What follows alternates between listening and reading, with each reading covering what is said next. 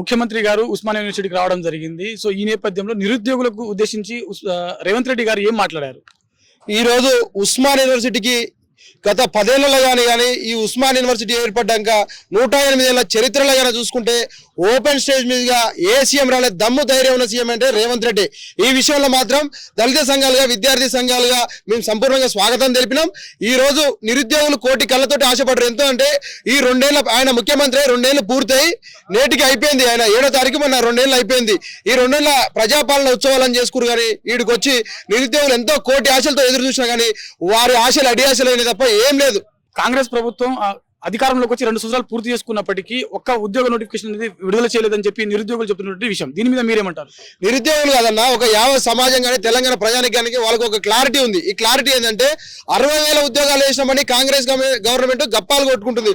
వాస్తవం చెప్పాలంటే గత ప్రభుత్వంలో నోటిఫికేషన్లు జారీ అయ్యి ఎగ్జామ్ ఫైనల్ స్టేజ్ లో కానీ ఉన్నాయి కదా, కొన్ని కోర్టు కేసులు వేసి ఈ ప్రభుత్వం క్లియరెన్స్ చేయడం స్వాగతించే. కానీ ఈ ప్రభుత్వంలో వచ్చింది ఒక డిఎస్సి నోటిఫికేషన్ తప్ప ఏం రాలే. అది ఒక 6,000 పోస్టుల వరకు వచ్చింది. గత ప్రభుత్వంలో నాటికి ఈయన నియామక పత్రాలు ఇచ్చి క్లియరెన్స్ చేసి అంటే ఆ యొక్క ఎంపికైన అభ్యర్థులకు వాళ్ళ కుటుంబాల్లో ఒక సంతోషం నింపిండు. ఎందుకంటే నా కొడుకు ఉద్యోగం రాసిండు, ఆ సెలెక్ట్ అయినట్టు కానీ ఇంకెక్కట్లేడు, ఇంకెప్పుడు కొలువుకు చేరుతాడు అనే ఒక నిస్సందేహమైన ఆందోళన ఉన్న కుటుంబాల్లో ఒక సంతోషం నింపిండు. కానీ ఈ ప్రభుత్వంలో మాత్రం ఒక 6-7 వేల చిలుకు తప్ప ఈ 60,000 అనేది అవాస్తవం. గత ప్రభుత్వం వేసిన నోటిఫికేషన్లే ఈ ప్రభుత్వంలో నియామక పత్రాలు ఇవ్వడం జరిగింది. త్వరలో 40,000 ఉద్యోగాలకు సంబంధించినటువంటి నోటిఫికేషన్ విడుదల చేస్తామని చెప్పి ప్రజాప్రతినిధులు వివిధ సభలలో చెప్తున్నటువంటి విషయం. దీని మీద మీరేమంటారు? ఈ 40,000 ఉద్యోగాలు అనేది ఆర్ట్స్ కళాశాలల నుంచి చేస్తారని ఈ రోజు తెలంగాణ సామాజిక ప్రజానికం కానీ నిరుద్యోగులు కానీ కొండంతతో ఆశతో చూసిర్రు. నిరుద్యోగులు తీవ్రమైన అసంతృప్తి చెందిండ్రు.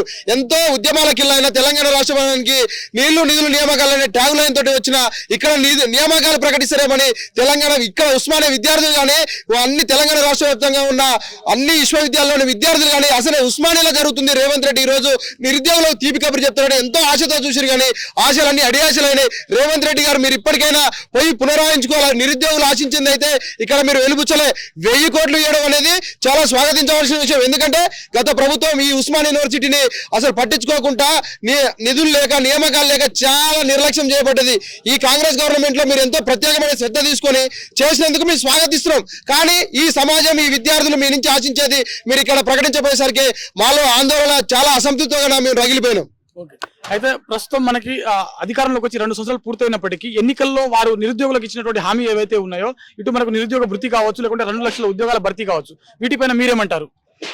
నిరుద్యోగ భృతి అనేది వాళ్ళు దాటవేసినట్టే చెప్తున్నారు. ఈ నిరుద్యోగ ప్రతిగా కాంగ్రెస్ గవర్నమెంట్ వెంటనే నిరుద్యోగులు ఎవరు, ఎంతమంది తెలంగాణ వ్యాప్తంగా ఎంతమంది నిరుద్యోగులు, అసలు జాబ్ క్యాలెండర్ ఏందనేది మీరు ఎమ్మటే విద్యాశాఖ లేదు. ఈ రోజు అసలు విద్యాశాఖ అసలు ఎవరు, విద్యాశాఖ మంత్రి ఎవరు అనేది కూడా అర్థం కావట్లేదు. రేవంత్ రెడ్డి దగ్గర పెట్టుకొని విద్యాశాఖ మీద సమీక్షలు లేవు.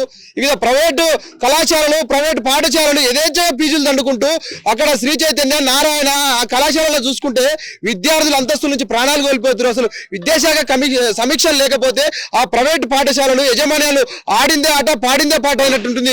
రేవంత్ రెడ్డి గారు ఈ విషయంపై సీరియస్ గా మీరు ఫోకస్ పెట్టి ప్రైవేట్ కళాశాలల యజమానుల ఆగడాలను ఈ కార్పొరేట్ రాజస్థాన్ నుంచి తీసుకొచ్చిన కోట గీట వాళ్ళంతా ఇక్కడ తెలంగాణ యొక్క బన్సాలు అన్ని రకరకాలుగా విద్యార్థుల యొక్క పేద ప్రజల రక్త మాంసాలు కష్టపడి ఈ ప్రైవేట్ పాఠశాల మా విద్యార్థులకైతే బోధ చెప్తా అంటారు. కానీ అక్కడ పోయి చూస్తే ఏం లేదు. అక్కడ పోయి చూసినాక అక్కడ విద్యార్థులు అక్కడ వివిధ బాధలకు లోనుపడి ఆత్మహత్య పాల ఇంటికి సవాలుగా పోతున్నారు. ఈ యొక్క పేరు ఇక్కడ హైదరాబాద్ ఉంటారు పెద్ద పెద్ద ఇన్స్టిట్యూషన్లని ఈ మొత్తం ఈ కాంగ్రెస్ ప్రభుత్వం కట్టడి చేయాలా.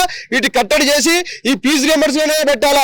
విద్యా హక్కు చట్టంగా పేదలకు 25% అక్కడ మీరు అక్కడ అమలు చేయాలా. అక్కడ ఎలాంటి చట్టాలు అమలు కావట్లేదు. వీళ్ళు ఆడిందే ఆట పాడిందే పాట అవుతుంది. కాబట్టి ఉస్మాన్ యూనివర్సిటీ ఆర్ట్స్ కళాశాల అడ్డమే చెప్తున్నాం. ప్రైవేట్ కళాశాలలు యజమానుల యొక్క మొత్తం అరాచకాలు అడ్డుకట్టాలి మీరు. ఎందుకంటే రాష్ట్ర ముఖ్యమంత్రి మీరెవరు, విద్యాశాఖ మంత్రి మీరెవరు. కాబట్టి ఈ ప్రైవేట్ యజమానుల యొక్క ఆగడాలను ఫీజు నియంత్రణలు చేసి పేద ప్రజలకు మీరు అండగా ఉండాల్సిందిగా ఉస్మాన్ యూనివర్సిటీ దళిత సంఘాలుగా ఆల్ మాల స్టూడెంట్ అసోసియేషన్ గా ఈ కాంగ్రెస్ ప్రభుత్వానికి మేము విజ్ఞప్తి చేస్తున్నాం. మీరేంటంటే మేము మాల విద్యార్థులుగా వర్గీకరణ మేము వ్యతిరేకించలేదు. కానీ వర్గీకరణ జరిగిన లోటుపాట్లు ఏంటంటే ఆ రోస్టర్ విధానంలో మా ఉస్మాన్ యూనివర్సిటీలో ఏ డిపార్ట్మెంట్ చూసుకున్న ఆర్ట్స్ కానీ సైన్స్ కానీ ఏ డిపార్ట్మెంట్ చూసుకున్న విద్యార్థులకు ఈరోజు సీట్లు వచ్చే పరిస్థితి లేదు. ఆ మాల విద్యార్థులకు పురుషులకు పోయి 42 రోస్టర్ అయింది. ఆ రోస్టర్ విధానంలో మహిళలకు 22 రోస్టర్ రిజర్వ్డ్ అయిపోయింది. ఎందుకంటే ఈ రోస్టర్ విధానంలో కాంగ్రెస్ గవర్నమెంట్ చేసిందని మేము స్వాగతించడం, కానీ జరిగిన లోటుపాట్లు జరిగినాయి. ఈ లోటుపాట్లను మీరు సవరించి మాల విద్యార్థులకు న్యాయం చేయాలా. ఎందుకంటే ఈ రోజు విద్యకు దూరం అయిపోతున్నాం మేము తరాలుగా. ఎవరో ఉద్యోగాలు కొట్టుకురు, వాళ్ళ కుటుంబాలు బాగుపడ్డాయి. ఇప్పుడు మేము చదివేచ్చే వాళ్ళకి మాకొద్దా? కాబట్టి కాంగ్రెస్ గవర్నమెంట్ ఏంటంటే మాల విద్యార్థులకు జరిగిన ఈ రోస్టర్ విధానంలో జరిగిన అన్యాయంపై మీరు మంత్రులు కానీ పాలక ప్రభుత్వాలు ప్రతిపక్షాలతో కమిటీ చేసి అసలు మాలను ఎందుకు ధర్నాలకు ఎందుకు దిగుతారు, ఇది ఇంకా ఉద్రిక్తంగా ముందుకే మీరు ఈ యొక్క అసెంబ్లీ ఈ చేవెళ్ల డిక్లరేషన్ ప్రకారం దళితులకు రిజర్వేషన్లు పెంచుతున్నారుగా, ఆ దళితులకు రిజర్వేషన్లు పెంచి ఆ మాలలకు కన్నా 2% రిజర్వేషన్లు పెంచి ఆ రోస్టర్లు కన్నా 20 లోపు ఒక 2 రోస్టర్లు కేటాయించాలి. ప్రతి సామాజిక వర్గానికి 20 లోపు 2 రోస్టర్లు ఉన్నాయి. ఓసీలకు ఉంది, ఈడబ్ల్యూఎస్ ఉంది, నెక్స్ట్ ఓసీలకు, బీసీలకు, నెక్స్ట్ ఎస్టీలకు, మైనార్టీలకు అందరికీ ఉన్న 20 లోపు రోస్టర్ అనేది మాల సమాజ వర్గానికి లేకు. మాలలో ఏమైనా మేము అన్యాయం చేసినావా? కక్ష కట్టుకొని కదా మీరు మాకు రోస్టర్ లేకుండా చేశారు. కాబట్టి రేవంత్ రెడ్డి ప్రభుత్వానికి కాంగ్రెస్ గవర్నమెంట్ మేము చేసేది ఏంటంటే రోస్టర్ విధానంలో మార్పు తీసుకురావాలా. మాల విద్యార్థులకు మాల ప్రజానికానికి మీరు న్యాయం చేయాల్సిందిగా మేము కాంగ్రెస్ ప్రభుత్వాన్ని రాష్ట్ర ముఖ్యమంత్రి రేవంత్ రెడ్డి గారిని కోరుతున్నాం.